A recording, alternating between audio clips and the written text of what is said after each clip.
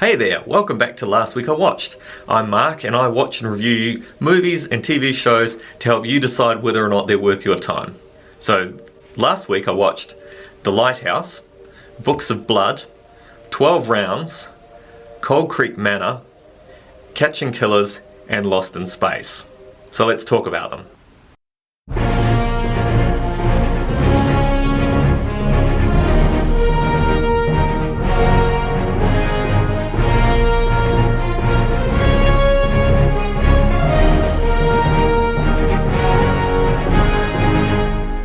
Okay, first up on the list is The Lighthouse. It was a movie from 2018, stars Willem Dafoe and Robert Pattinson. I watched it on Netflix. It's about two lighthouse keepers. They don't get along, and they're both marooned in a lighthouse in New England in somewhere in the 1890s, I think. It's shot in black and white. I have to admit, it's quite gorgeous to look at. Although it does have a very strange aspect ratio. I believe it's 1:19, so it means the picture is virtually square, which means you'll end up with black borders on either side of the screen, and that's a little bit strange. But it follows these two lighthouse keepers as they become stranded together, and I guess their relationships unravels and they slowly slide into madness. It's probably the best way to describe it. It's loosely based on an actual historical incident of Small's Lighthouse, I think it was, in 1801, where two Thomases who didn't get along were stationed together, and one of them dies after an accident and the other becomes trapped with the corpse and driven to insanity. Yeah, it's a concise summary of the film. It's shot on lenses from 1905, which I thought was quite interesting as well. So because they wanted to use authentic period lenses, apparently everything was shot in ludicrously bright light, so that the lenses would capture enough light in, which gives it sort of an ethereal, strangely disturbing sort of quality and look to the film. Robert Pattinson and Willem Dafoe do a great job. I don't think I would have enjoyed being stationed on the lighthouse with either of them. Neither of them are too stable to begin with, but being trapped in there with not much to do except back-breaking manual labour, someone that you don't really like, and a lot of farting, I think would very quickly wear thin. And their complete inability to leave the island, as well as increasingly bizarre goings on that may or may not indicate, I don't know, something Cthulhu-like maybe is going on, or something greater, or whether it's just madness and yeah, they're just losing it. I guess is open to your interpretation. But yeah, it was an interesting film. It's certainly different, and different is good nowadays, where everybody likes to do the same thing, and nothing experimental is really tried anymore. So if you're interested in something that's a little bit different, give it a go. Check it out. Alright, the next film was Books of Blood. It was from 2020. It starred Britt Robertson, Anne Friel, and Yul Vasquez. I watched it on Disney+. It says it was a journey into uncharted and forbidden territory through three tales tangled in time and space. Now I like anthology movies, so I thought this would be quite good, and I thought Books of Blood as well. I'm aware is some books written by Clive Barker, who's a horror novelist, and so I was hoping that they might be based on this. And they are very loosely based on his books. The sort of enclosing rapper story, I believe, is based on Jerusalem Street, and there was another story as well. But there's one story in there that I think is a wholly original concoction. And yeah, that was kind of unusual. It wasn't a bad story, it was okay, but you sort of go, well, you've got a prolific horror writer. The Books of Blood do have quite a few stories in them. You could have easily done Clive Barker stories. Why concoct your own own creation. So I'm not quite sure what that was about. I'm guessing it's probably ego. But yeah, the first story concerns a young woman with mental issues, staying at B&B that's been mutilating and stuffing its visitors into the walls of the house. It's quite good. It was okay. I felt like it was a bit of a slow build on it though. It seemed to spend a lot more time on that particular story than it did on the other stories. And I guess in the fact that the other stories then connect back into it as well. Yeah, it's, again, I don't know why they spent so much time on their own creation rather than something from Clive Barker, but go figure.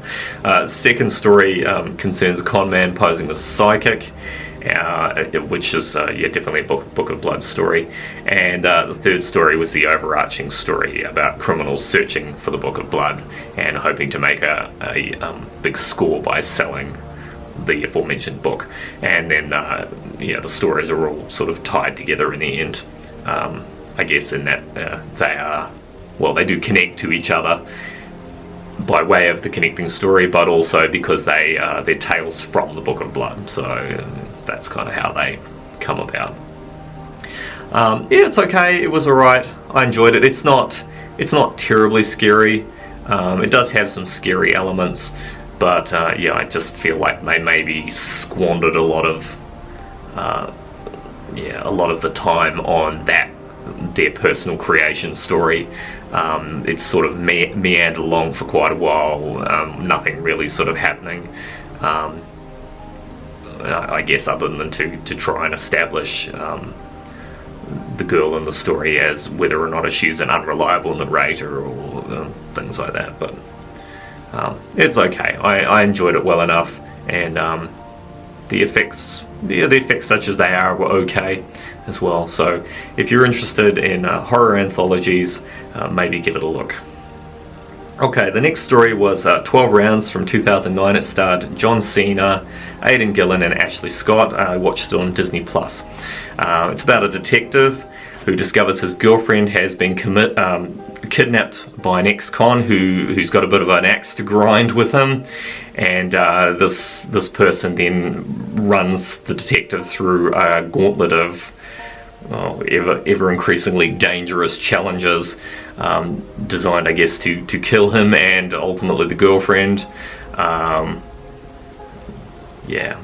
And he's got to try and get through them to secure his safe release.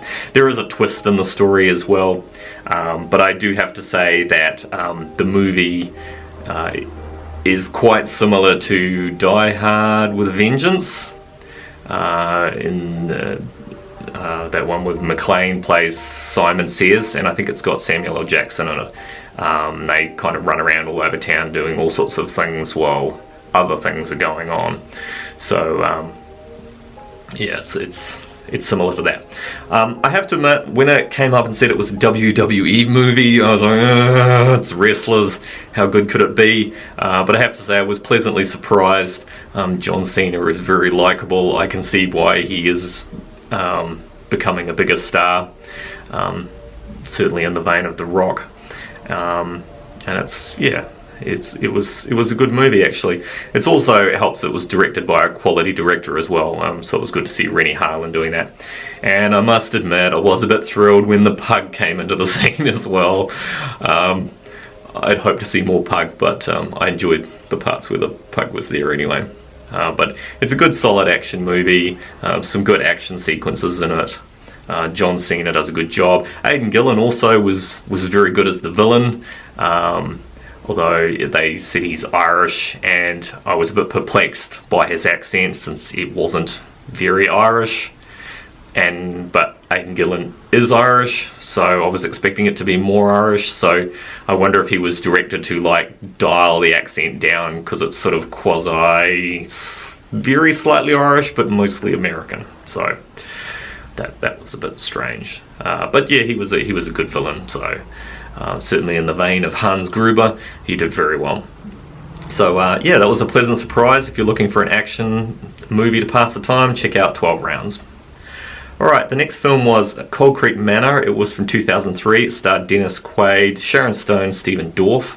I watched it on Disney+. It's about a family. They relocate from the city to the country.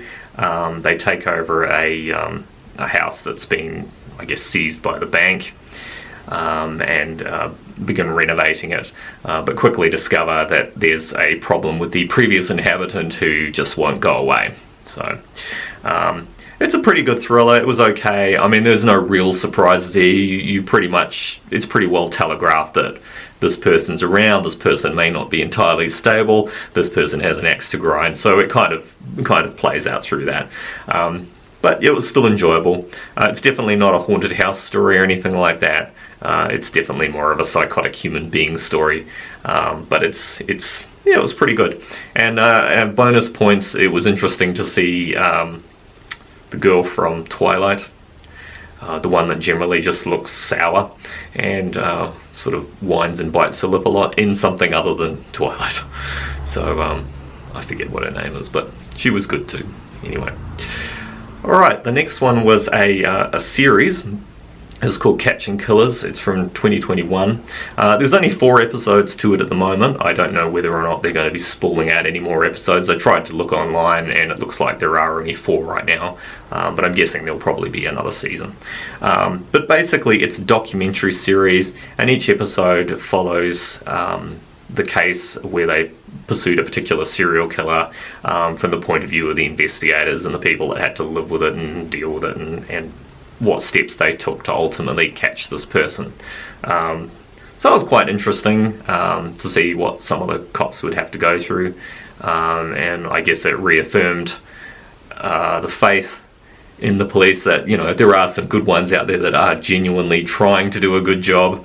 And I guess that kind of offsets the ones that perhaps are abusing their power.